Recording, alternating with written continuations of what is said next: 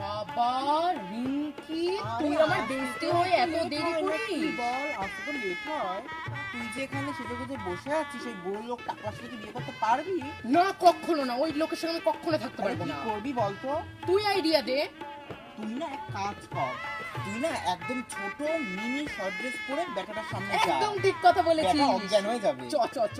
ইমা, কোনে কোথায়? লগ্ন তো বয়ে যায়। এই তো আমি এখানে।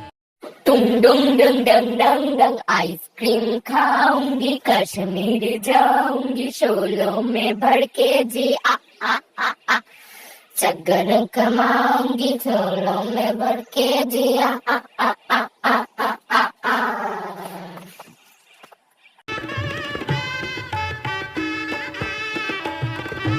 দাদা, তুই এই মেয়ের সাথে কখনো বিয়ে করবি না। ছ্যা ছ্যা ছ্যা, কি ড্রেস পরেছিস তুই? বাড়ি চ এক্ষুনি।